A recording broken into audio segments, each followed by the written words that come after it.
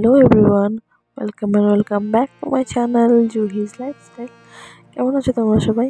আশা করি ভালো আছো। আমিও ভালোই আছি। আর যদি আরেকটু সাপোর্ট করো তাহলে আরেকটু ভালো থাকবো। ঠিক আছে, দেখো আজকে কি বানাচ্ছি।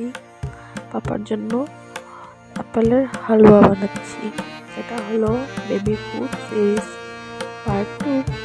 এখন দেখো এখানে আপেল আছে, তারপর এটা কাজু নিয়েছি, একটা কিশমিশ আর ঘি। এই যে তেলটা ধুয়ে রেখেছিলাম কিন্তু, ঠিক আছে। তারপর এখান থেকে মেজে একটু মজা করলাম, আপেলটা ছিলে নিয়েছি। তারপর এটাকে গ্রেট করবো, গ্রেট করে নিচ্ছি।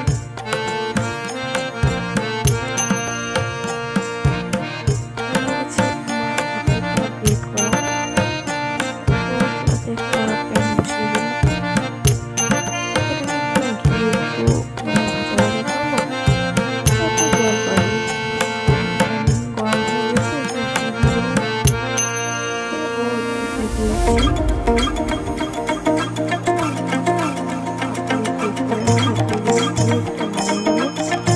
করা লাগে না,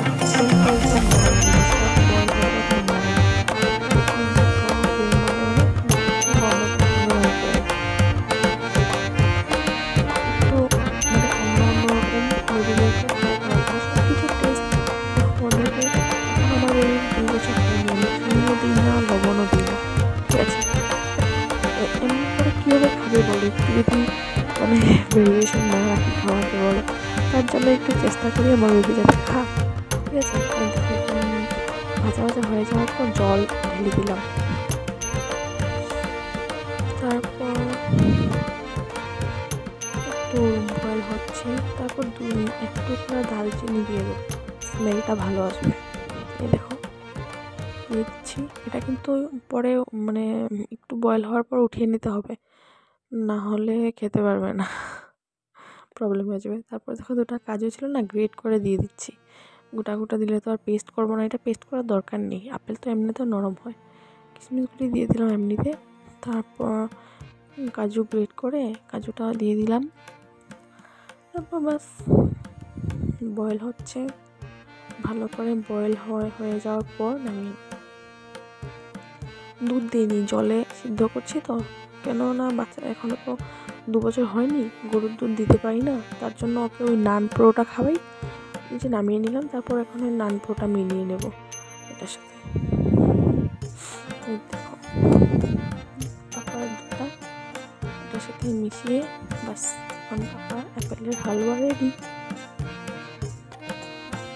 এমনই আরও বাচ্চাদের খাওয়ার রেসিপি দেখার জন্য, আরও অনেক সুন্দর সুন্দর ভালো ভালো ভিডিও দেখার জন্য আমাকে সাপোর্ট করো। আমার ভিডিওগুলো স্কিপ না করে তোমরা দেখতে থাকো, ঠিক আছে। প্লিজ প্লিজ স্কিপ করবে না, আর কমেন্ট করবে, লাইক করবে, শেয়ার করবে।